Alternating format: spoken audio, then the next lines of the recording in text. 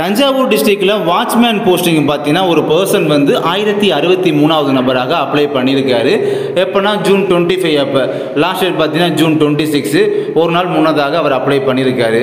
So எப்போ அங்கே பார்த்தீங்கன்னா எப்படியுமே அங்கே வந்து ஒரு 1100 1150 பேர் வர அங்கே அப்ளை பண்ணியிருக்காங்க. அதிகபட்சம் 1200 வச்சுக்கிறோமே, அவ்வளோ பேர் வர வாட்ச்மேன் போஸ்டிங் வந்து இந்த மாதிரி போஸ்டிங்லாம் தஞ்சாவூர் டிஸ்ட்ரிக்டில் அப்ளை பண்ணியிருக்காங்க அப்படின்றத நம்ம கன்ஃபார்மே பண்ணிக்கலாம். கன்ஃபார்ம் ஓகேங்களா?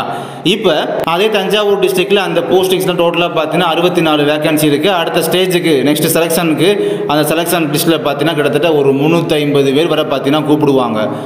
அப்போ அப்ளை பண்ணது ஒரு 1200 பேர்.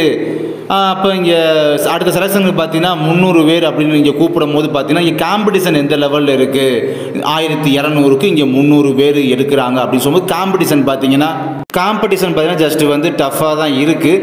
ஏன்னா இதே இவ்வளோ பேர் 300 பேர் செலக்ட் பண்ணுறதுக்கு ஒரு பாதி அதுக்கு மேலே ஒரு 600 பேர் தான் அப்ளை பண்ணியிருக்காங்க அப்படின்னா கூட ஒன்றும் கிடையாது. பட்டு இந்த இதுக்கே பார்த்தீங்கன்னா 1200 பேர் அப்ளை பண்ணுறாங்க சொல்லும் போது காம்படிஷன் அதுக்குன்னு ரொம்ப டஃப்னு சொல்ல முடியாது, லைட்டாக டஃப்பாக இருக்குது. ஓகேங்களா?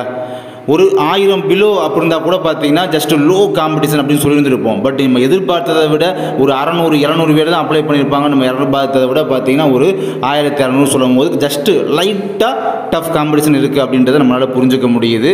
அடுத்த வீடியோவில் பார்க்கலாம். தேங்க்யூ.